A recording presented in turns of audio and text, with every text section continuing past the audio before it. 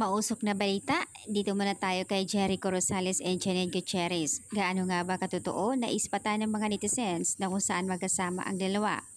Bumili pa ito ng snacks bago pumasok ng sinihan. Sa madaling salita, magkasama sila nanonood ng sine. Ito po ay naispatan, nakita mismo at kilalang kilala sila ng mga netizens. Hindi naman din sila nagbago ng gesture or pagbabago na kahit face mask or shades, as in isinapubliko talaga nila na magkasama sila. Yung iba natutuwa naman sa kanila, pero yung iba may nagbigay reaction, lalo na sinasabi nila na may asawa na si Jericho Rosales. Yung iba naman ay sinasabing walang problema, ay hiwalay naman si Jericho, bagay naman sa kanila. Pero kasi mas bata pa si Janine.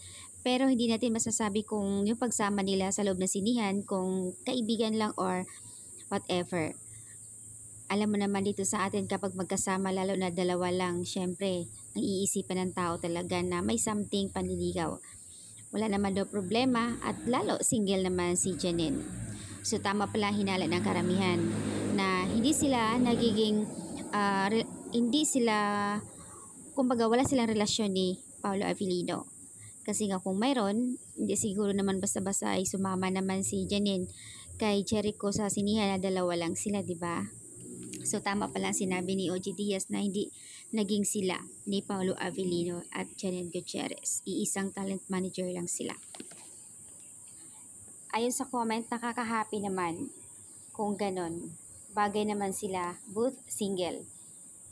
Hindi pa alam kung bakit magkasama at nagbigay ng negative na hindi raw kasi pumasa si si Jericho kay Kath, kaya siguro napunta kay Janine.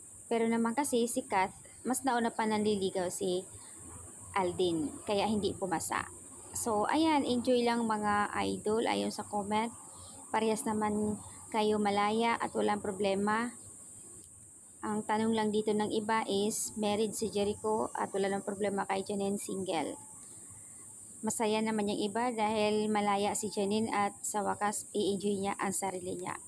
So ayan yung update dito guys, nakakaloka naman. Talaga naman pag may makita ang mga netizens sabay picturean, syempre hindi nila alam na nakunan sila ng picture.